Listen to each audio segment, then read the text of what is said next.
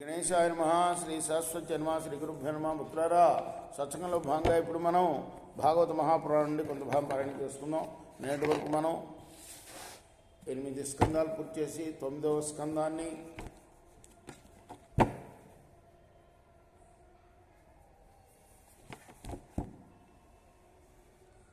యాభై 7 భాగాలుగా చెప్పుకున్నాం. ఈ రోజున 58వ భాగం చెప్పుకుందాం. చెప్పుకునే ముందు వ్యాసవాన్ని ప్రార్థన చేసుకుందాం. వ్యాసాయ విష్ణురూపాయ వ్యాసరూపాయ విష్ణవే నమో వై బ్రహ్మణదే వాసిష్ఠాయ నమో నమః. ఆంజనేయం మహావీరం బ్రహ్మేష్ణి శివాత్మకం తరుణార్క ప్రభంశాంతం ఆంజనేయం నమామ్యహం. సదా నింబవృక్షస్య మూలాదివాసా సుధాశ్రావణం తిక్తమప్యప్రియంతం తరం కల్పవృక్షాదికం సాధయంతం నమామీశ్వరం సద్గురుం సాయినాథ్. సప్తద్వీపపతి సమ్యక్ పితృవత్ పాలయన్ ప్రజా యథోపజోషం విషయాన్ జుజుషే వ్యాహతేంద్రియ.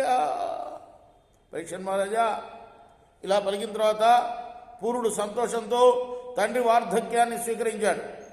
అప్పుడు యయాతి కూడా తన కుమారుడు ఇచ్చిన యవ్వనంతో తనివి తీరా సుఖాలను అనుభవించాడు.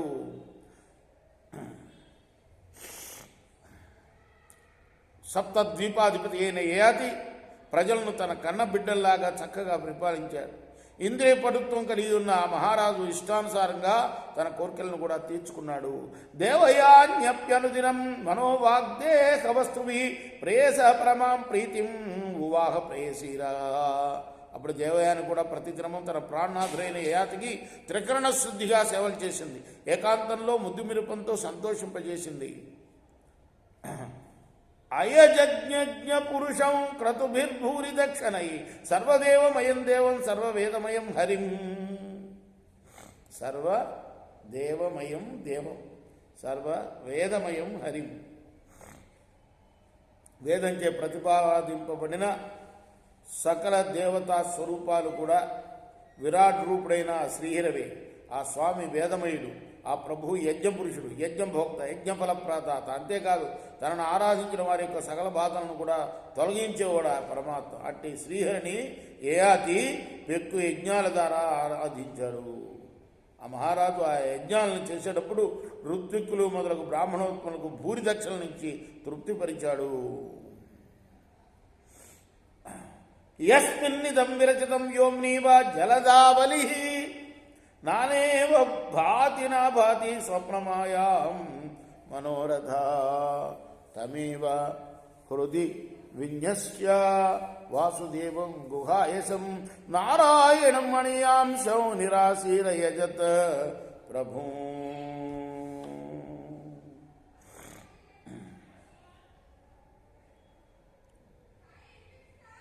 ఒక్కొక్కప్పుడు మేఘాలు ఆకాశంలో కనపడతాయి, ఇంకొకప్పుడు కనపడకుండా పోతాయి. అలానే చరాచరాత్మకమైన జగత్తు, భగవద్రూపమైన ఈ విశ్వంలో ఒక్కొక్కప్పుడు వివిధ రూపాల్లో భాసిల్లుతూ ఉంటుంది, ఇంకొకప్పుడు కనపడకుండా ఉంటుంది. అంటే పాలన దశలో దేవ మనుష్యాది నామరూప భేదాలతో ఈ జగత్తు ప్రతీతమవుతూ ఉంటుంది. ప్రళయకాలంలో భగవంతుల్లో లీనమై అవ్యక్తమవుతూ ఉంటుంది. ఈ జగత్తు స్వప్నంలోని మనోరథంలాగా చంచలం, కల్పితం. శ్రీమన్నారాయణుడు సకల ప్రాణుల హృదయాల్లో విరాజమానుడై ఉంటాడు. ఆ స్వామి స్వరూపం సూక్ష్మాతి సూక్ష్మం. అట్టి సర్వశక్తిమంతుడు సర్వవ్యాపి అయిన శ్రీహరిని తన మనస్సునందు నిలుపుకుని యయాతి నిష్కామ భావంతో భగవదర్పితంగా ఎన్నో యజ్ఞాలు చేశాడు. ఏవం వర్ష సహస్రాణి మనఃసష్టైర్మనఃసుఖం వివిధానోపి నాతృప్యత్ సార్వభౌమ కదీంద్రియై. ఈ విధంగా యయాతి 1000 సంవత్సరాల పాటు శారీరక మానసిక భోగాల్ని అనుభవిస్తున్నా కూడా అతనికి తనివి తీరలేదు.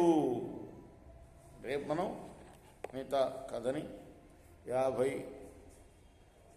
59వ భాగంలో చెప్పుకున్నాం. కృష్ణార్పణమస్తు. సాయి శ్రీ సచ్చిదానంద సద్గురు సాయినాథ్ మహారాజ్ కీ జై. చేకోరాహారతి దిగో సద్గురునాథ దేవ సాయినాథ.